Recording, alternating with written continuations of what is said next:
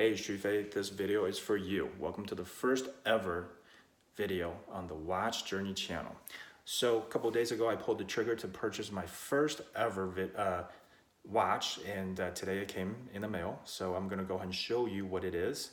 Now, I just wanna tell you the two guesses that you had were close, but not quite right. So I'm gonna go ahead and show you the first one that I received. The other one will be coming in the mail, hopefully within a week or two, from all the way from Japan. So, but let's go ahead and take a look at this one because it was in stock here in the United States on eBay. In fact, I bought it for about $230, and let's go ahead and take a look. So, for a lot of people, I think the first ever automatic watch, there's really just one, I think. For a lot of cost-conscious individuals, then you just cannot go wrong with a Seiko. And so what I have here is a diver watch.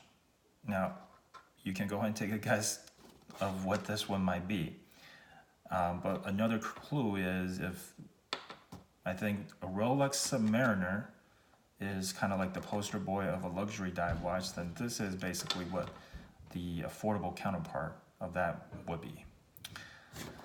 So I'm not gonna keep you waiting for too long.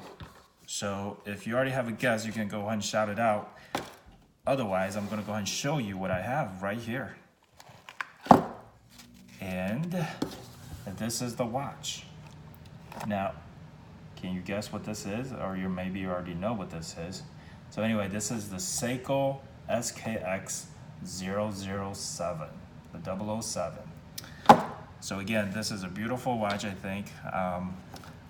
I've never held it before, but I can tell just by looking at it that it's a very well-made watch, and I can see why a lot of people would want to have this watch as their first automatic watch. I mean, this thing is just beautiful, well-made at a very affordable price. And this is brand new.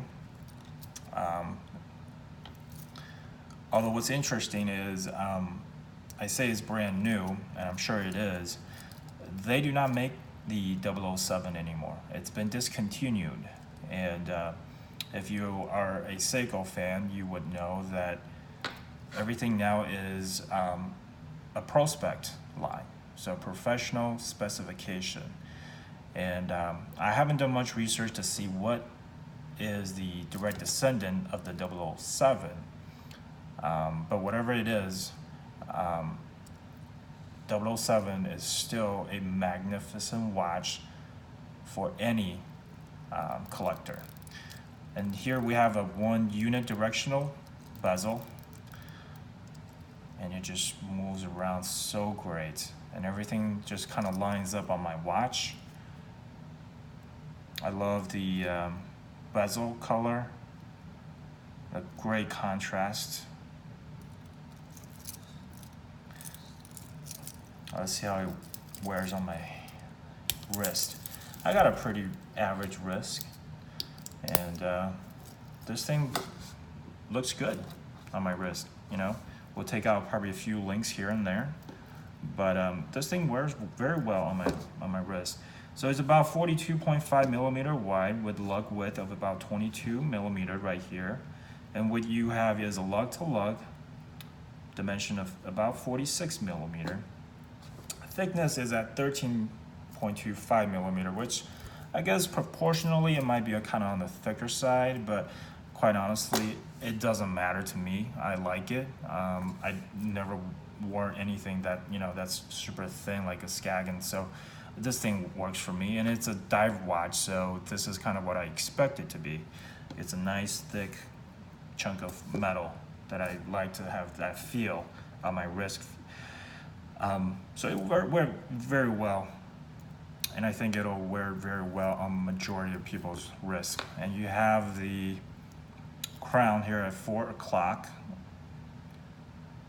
and I like that. Again, it's it might be a design aspect of it, but I like it for practical reason too. If I'm just, you know, typing away on my desk without it being at 3 o'clock, where it would just kind of go right into my wrist right here as I'm bending my wrist as I type. So this is a nice little design element here. But anyway, what I'm going to do here is we'll go into more details later on this watch.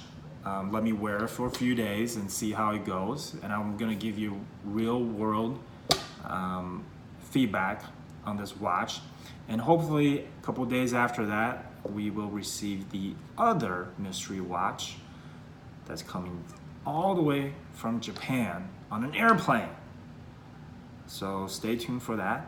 And if you still want to guess on what that one is, let me know. I mean, let me go ahead and give you a couple hints, right? I don't mind the thickness of this watch, where a lot of people on the internet are kind of saying, hey, it's kind of on the thicker side. I like it. So I can definitely deal with this thickness. So that one might be a little bit thicker than this. And the other one coming all the way from Japan, they don't have it here at all. They don't sell it. They don't sell it on the Seiko website. You don't find it really a lot of different places at all. It's a Japanese domestic market product. So it's coming from there. So hopefully those kind of hints are gonna be kind of narrowing things down for you for quite a bit. So anyway, let me know if you want to give another shot at the other watch. But otherwise, I will do another big reveal once that one arrives.